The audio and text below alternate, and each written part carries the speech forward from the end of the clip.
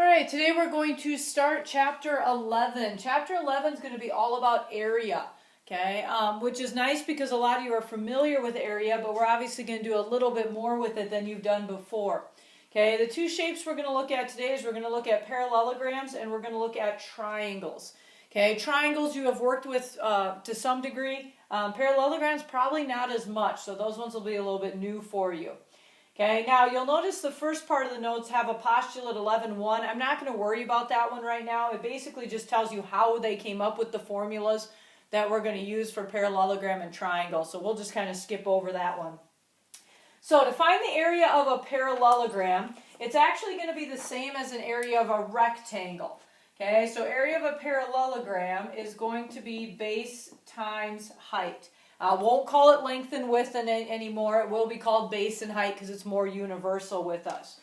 Okay, so if you look at this, the reason we get to use the same one as a rectangle is you really could just chop off this triangle and place it on this side and then it would become a rectangle. Okay, so essentially that's why we have the exact same formula. Now something that's very, very important. When we are working with base and height in any shape, this is not just parallelograms, they always have to make a right angle. Always, always, always. Okay, I can never use a slanted side, okay, that creates a different angle as my height. Okay, height and base always have to be perpendicular to each other. Now, they can give you the height inside the shape like they did here, or they can give it to you outside of the shape like they did there. It doesn't matter. It's the same height. Okay? I could take this and put it right here because it's creating a rectangle and it's the exact same thing.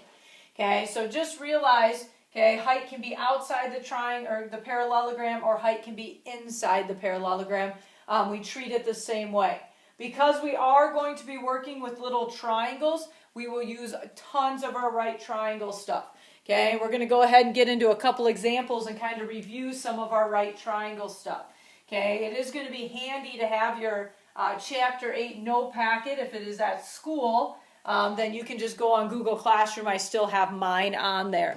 Okay, if you have it with you, that's a good thing. You may find that beneficial here as we look at these. Okay, so let's go to example 1. Okay, so the first one I give you for example 1 gives you the parallelogram 21, 17, and then they tell you that this tiny little part is 8. Okay, so as you look at this one, they're asking you to find perimeter and area. So perimeter obviously means add up your sides. Okay, so for our perimeter, we would add up our 4 sides. So if it's 21 here, we know with a parallelogram it's 21 here. If it's 17 here, it's got to be 17 here. Okay, I don't require you to show work for these unless you're putting it on a Google assignment. Okay, if it is a Google assignment, I do ask that you show me the numbers you added. Okay, so for example on this one, okay, 21 plus 21 plus 17 plus 17. Okay, you would add all those together and you'd end up getting 76 centimeters. Again, you do not have to put labels on your Google assignments that you're turning in to me. I actually prefer you don't, because I don't, and then it does say it's wrong even though it might be right. So you guys don't have to worry about it on those. So for area now, we want to do base times height. Okay, so our base is going to be 21. As you can see, the whole base is 21. Don't just use the 8, that's just that little section. Our height we don't know though, we do have to find that. Okay, and to find our height on this problem, we don't have any angle measurements, but we do have 2 sides, so we want to use the Pythagorean theorem. Okay, it is a Pythagorean triple if you do happen to notice that. Okay, if you happen to notice that, it is 8, 15, and 17. If you don't notice that, then just go ahead and do the Pythagorean theorem. Okay, 8 squared plus your height squared equals 17 squared. Okay, you will end up with 15 as your height. Okay, so you'd multiply your 21 and your 15 together, and you would get 315 centimeters squared. Again, you don't have to put the label on the Google assignment, but it is a good habit to get into to continue to put it on your assignments. All right, next one.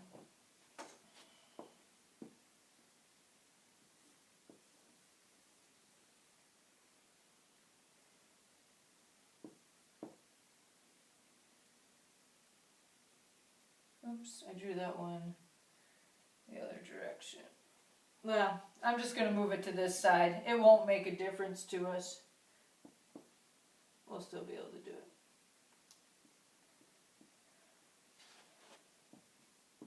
Alright, so for perimeter on this one, you'll notice you only have one of the sides. If this one's 32, this one has to be 32. I got to find this side though, because then it's going to be the same for this one.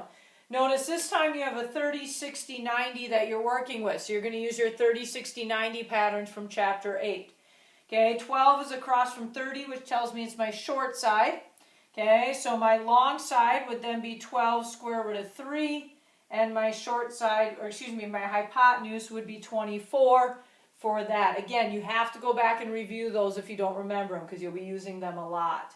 Okay, so now I know I have 24 over here as well. So I can add the 32, 32, 24, 24, and you'll get 112 meters. For area, we want base times height. The whole base would be 32. And the height would be the 12 square root of 3 that we found. Now, listen carefully. Your book is going to round these. Okay, we are not going to round them. We are going to keep them as exact. So do not round unless you use trig. Okay, and if you use trig, we'll talk about that here in a second. Okay, but everything else will be left as exact. That's why I actually have attached the answers. Check using my answers. Do not use the answers in the book, because the book is going to round and we do not want to round. Okay, so I'm just going to multiply the 32 and the 12 together to get 384. And then we'll just attach the square root of 3 to our answer. Okay, again, we are not rounding. I will not accept rounded answers, okay, in your assignment. So make sure you keep it as exact unless you use trig. Okay, trig would be the only time that we would be rounding.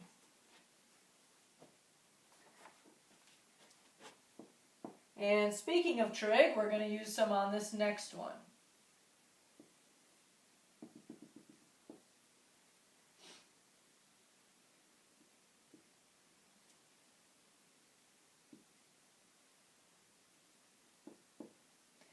Alright, so for this one, the perimeter is pretty easy because they already give you the sides. Again, if this is 15, this is 15, 7 and 7, add that and you get 44 units. Okay, for the area, we know the base as well. It's going to be 15, so that part's pretty easy. However, we don't have our height. We need to find our height. That would be this piece right here. 65-degree angle, we do not have patterns for 65-degree angles, so I will be using trig on this one. Okay, I'm going to be working with opposite and hypotenuse, which means I'm going to work with sine. So it'll be sine of 65 equals opposite over hypotenuse. Okay, same thing we did before, cross multiply, and I get 7 sine of 65. Okay, don't put it in the calculator quite yet. Okay, we want to just take this over here because this is now my height, and we'll go ahead and put it in the problem. We don't want to round until the end. Since you're using trig, it is okay to round, and we will round to thousandths like we have done all year, and it's going to end up being 95.162. Okay, for this one. All right, so again, if you use trig, you can round. Otherwise, we should not round on anything else. All right? Okay, so again, we went over 30, 60, 90s. We went over trig, went over Pythagorean theorem. So the only one we haven't done is a 45, 45, 90. So make sure you look over those patterns that you guys have as well. And those will be the main 4 that you'll be using with these shapes. Okay, next one we have is we have the area of the triangle. Now, you guys know area of a triangle. You've used this one before. It's 1/2 base times height. Okay, basically a triangle is half of a rectangle or square using that base times height. Now, the thing we need to talk about is there's 3 different types of triangles, and we need to be careful with each of these. The first and the easiest type is a right triangle. If you're given a right triangle, it's really nice because the base and height are already perpendicular. They're also the same as your 2 legs. So those are the easiest ones to work with because you already have the 90-degree angle in them already. Okay, the other type we would work with is potentially having an acute one. Okay, where this would be my base, height would go down the middle. Okay, that would be the height. Again, must have that right angle. Okay, again, if it's isosceles, if it's equilateral, we can do that to it. If it's acute, we can do that to it. Can find the height that way as well. Okay, the other type, and this is probably the trickiest for kids, is if you're dealing with an obtuse one that's kind of drawn like this, we can again have the height outside of the shape. Okay, and again, that's perfectly fine. Okay, we would use just that for the base, and we would have the height as well, and we'll look at an example with that. Okay, so the height could be a side if it's a right triangle. Could go somewhere in the middle if it's like an acute triangle set up like this. Or it could be obtuse if it was a little longer. Or it could be set up like this with the height outside of the shape. Again, doesn't really matter. All of them work. Okay, we can deal with all of those as we work through them.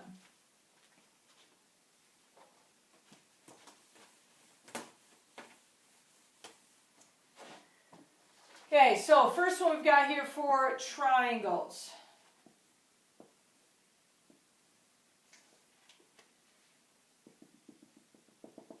You'll notice they give you a triangle outside of the other triangle. Oops, you guys didn't know that one yet.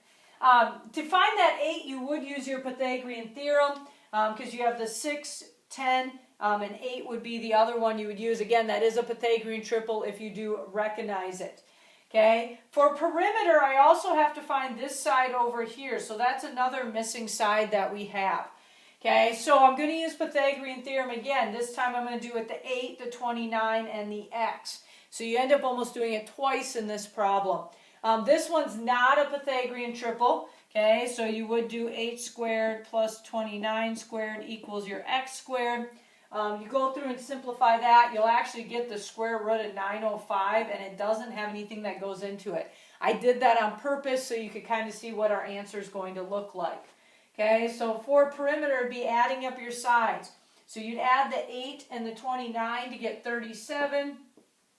I cannot add the square root to that. Okay, we've talked about this before. Okay, I need to make sure that I leave those two separate from each other. Okay, do not add a square root with a non-square root. Okay, so for area, it's going to be 1/2 base times height. So our base would be just the 29. You just want the base of the triangle you're working with, the solid line, not the dashed line. Okay, and then my height is 8. Okay, multiply those ones, and you'll end up with 116 centimeters squared. Okay. So again, just remember with adding square roots, we cannot combine them. Keep them separate from each other.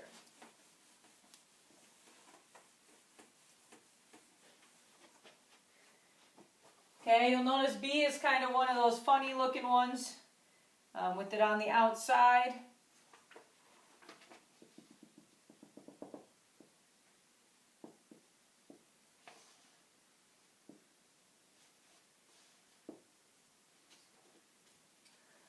Now for this one, what you have to be careful with is to do the Pythagorean theorem to find your missing side, which we need here, because we do have 5 and 5. You got to make sure you do the Pythagorean theorem with the right triangle. This in by itself is not a right triangle.